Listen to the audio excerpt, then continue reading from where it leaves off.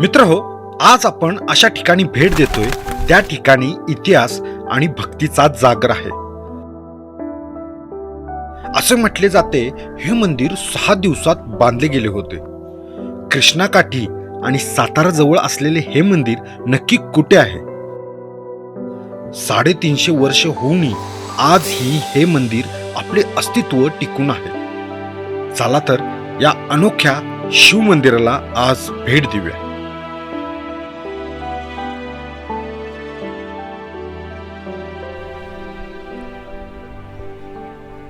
नमस्कार मित्रांनो, मी रितेश नलोडे आणि पुन्हा एकदा स्वागत करतो एका नव्या व्हिडिओमध्ये. मित्रांनो, खूप दिवसांना आज आपली गाठ पडली, तर हीच गाठभेट एक नवीन भटकंती घेऊन आले. मित्रांनो, आपण आलो आहे 350 वर्षापूर्वीचा इतिहास जागा करण्यासाठी. असंच एक सुंदर नदीकाठी असणारं शकुंतलेश्वर मंदिर या ठिकाणी आज भेट देणार आहे. तर मंदिर कसं आहे, आजूबाजूचं एन्व्हायरमेंट कसं आहे, हे सगळं या व्हिडिओमध्ये जाणून घेणार आहे. तर चला मग या भटकंतीला आपण सुरुवात करूया. सातारापासून काही अंतरावर असलेले हे शकुंतलेश्वर मंदिर सातारा लोणंद मार्गावर वडूत हे गाव आहे आणि या गावात कृष्णा नदीच्या तीरावर लांबून किल्ल्यासारखं दिसणारं हे वैशिष्ट्यपूर्ण मंदिर.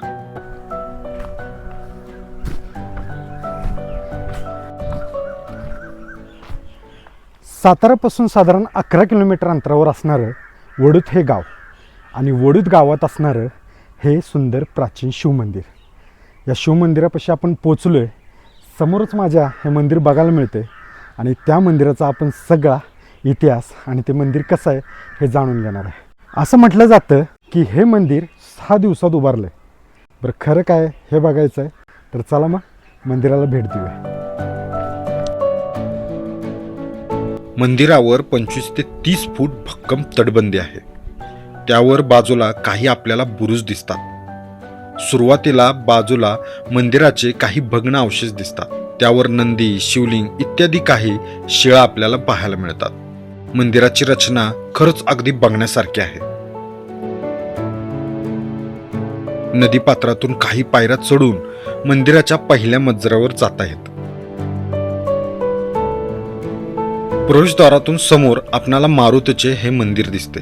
त्यामध्ये मारुतीची दगडी मूर्ती आहे. सुरुवातीलाच आपल्याला हे मारुतीचं मंदिर बघायला मिळते.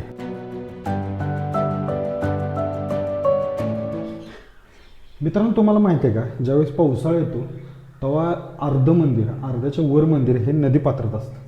आणि नदीपात्रात असलं तरी पूर्वीच्या काळचे दरवाजे अजूनही चांगल्या स्थितीत आहेत.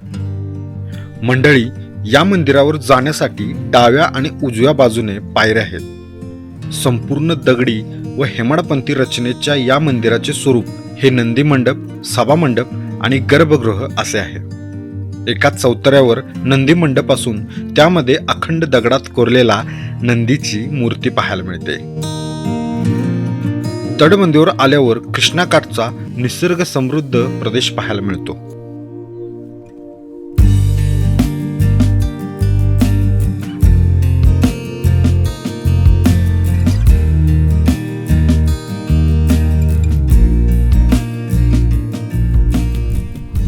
मित्रांनो, आतमध्ये आपण मंदिरात आलो आहे आणि मंदिराचा आजूबाजूचा परिसर फिरतोय. पहिल्यांदा आपण बाहेर होतो, बाहेरून आतमध्ये वरती चढून आलो आणि असं वरच्या टप्प्यावर हे मंदिर आहे.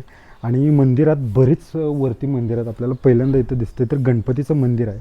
तर गणपतीचं मंदिर बघायचं पहिल्यांदा बाहेरचा भाग दाखवतो, कारण बाहेरच्या भागातून दिसणारा हा मंदिराचं वैशिष्ट्यपूर्ण बांधकाम अगदी बघण्यासारखं आहे. मंदिर पाठीमागं जायचं, आत जायचं आहे पण त्याच्या अगोदर जे बाहेर जे बांधकाम केलं अगदी अप्रतिमच आहे.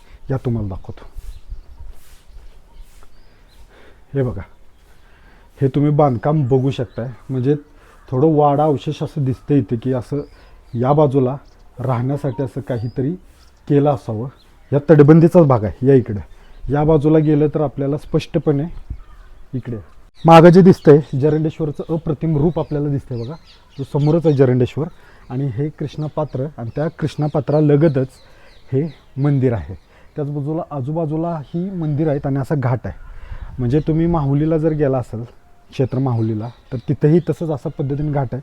तसंच हे एक सुंदर मंदिर आहे. मंदिराच्या प्रदक्षिणा मार्गावर छोटे खाणी मंदिरे आहेत.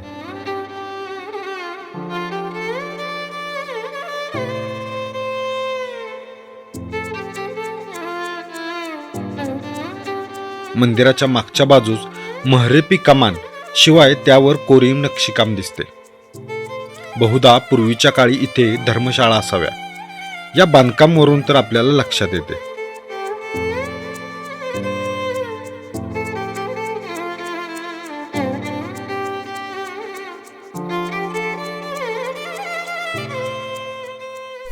हे मंदिराचे पूर्ण बाहेरचा परिसर. पुढे बघू शकताय आपल्याला काही विरगळ आहेत. एक शिवपिंड आहे इथे दिसते. त्याचबरोबर इथं असं नंदी आहे. सोबतच इथे एक आपल्याला पुढे दिसतंय ना, ते एक आहे बघा, मंदिराचं दिसतं. त्यानंतर इथं बाहेरच्या बाजूला आपल्याला गोमुख आहे. आणि या बाजूला म्हणजे बरोबर हे जे मंदिर आहे त्या मंदिराच्या मागेच इथं आपल्याला गणपतीचं मंदिर दिसतं. मुख्य मंदिराच्या मागे छोटे गणपतीचे मंदिर आहे. असं आपल्याला हे मंदिर बघताय तुम्ही. छोटंसं मंदिर आहे पण अगदी प्रसन्न वाटतंय. गणपती बाप्पाचं आपण दर्शन घेऊया इथे.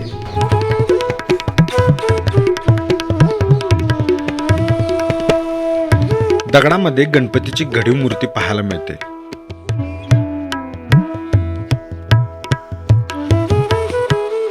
मंदिराच्या कळसावर अनेक शिल्प आहेत. 350 वर्षानंतरही या शिल्पामधील रेखीवपणा आपल्याला आजही दिसतो. तटबंदीमध्ये असणारी मंदिरे बघत आम्ही मुख्य मंदिरात गेलो. मित्रांनो, तर आता आपण आलो गाभाऱ्यामध्ये आणि इथं छान असं वैशिष्ट्यपूर्ण बांधकाम केलं. सोबत तुम्ही इकडे बघू शकताय आपल्याला श्री गणेशाची मूर्ती डाव्या साईडला आणि उजव्या बाजूला आपल्याला पार्वती मातेची मूर्ती बघायला मिळते. आणि समोर हे जे आपल्याला शिवलिंग पुढे बघायला मिळते. खूप छान वाटतंय आणि ते प्रसन्न आहे. आणि खरंच जसं मंदिर बाहेरून चांगलं आहे तसंच आतही तेवढं सुंदर आहे.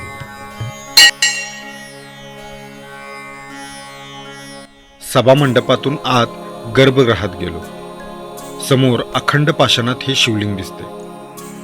असे म्हटले आहे हे मंदिर उंच बांधण्याचे कारण हे शिवलिंग अखंड दगडात कोरलेले आहे. याचा तळ नदीच्या पात्रापासून उंच होता म्हणून एवढ्या उंचीवर बांधले असावे असं भाविक सांगतात.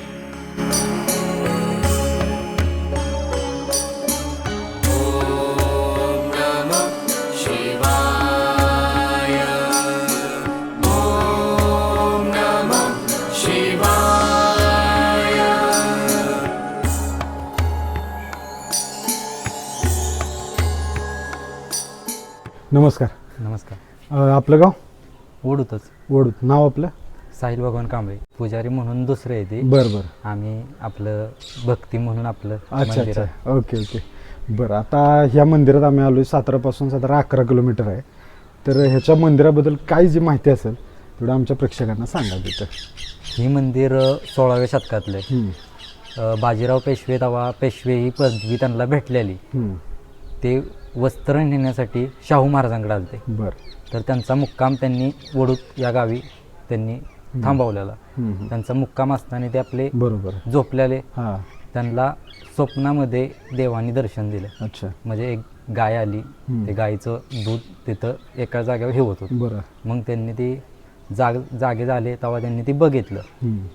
त्यांनी बघितल्यानंतर ते तिथं जाऊन चेक केलं तेव्हा त्यांना ती शिवलिंग आढळून आलं. हां. मग त्यांनी जाण्यापूर्वी मंदिराचं काम सुरू केलं. हा मेन गाभारा आहे जो तुम्ही बघताय आत्ता, तो 7 दिवसात बांधलेला आहे. मेन गाभारा, हा मेन गाभारा 7 दिवसात ज्यांनी बांधला आणि मग सातारला गेले शाहू महाराजांकडे. शाहू महाराजांकडून वस्त्र आणले आणि वस्त्र आणल्यानंतर बाकीचं मंदिराचं काम पूर्ण केलं. आता ह्याच्याबरोबर आजूबाजूला पण मी मंदिरं बघितली. कुठली कुठली मंदिर आहे तिथं?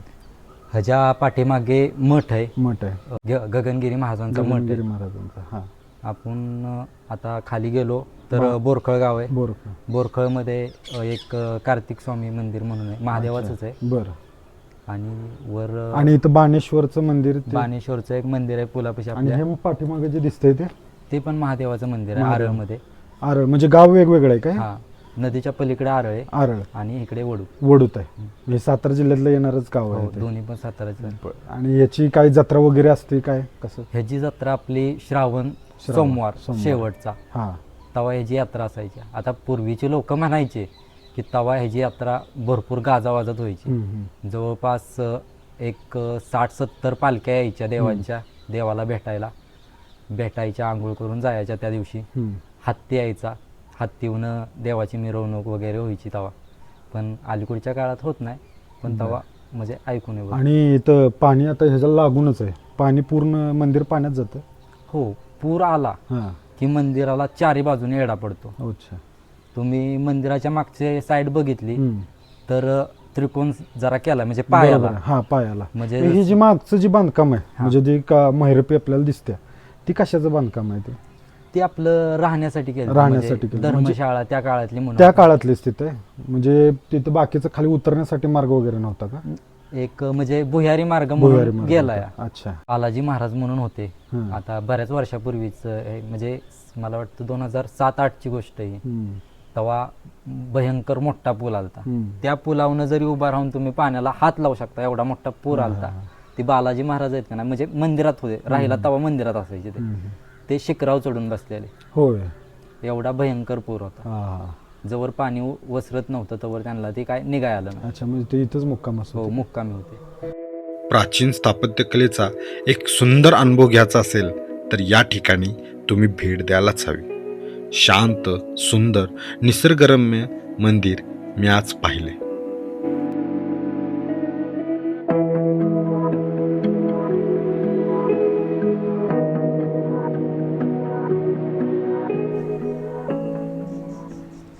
मित्रांनो, हे होतं सातारा जिल्ह्यात असणारं वडूत येथे असणारं शकुंतलेश्वर मंदिर. हे शंकराचं मंदिर अगदी बघण्यासारखं आहे. कृष्णाकाठी असणारं हे सुंदर मंदिर 350 वर्षापूर्वीचा इतिहास सांगतं.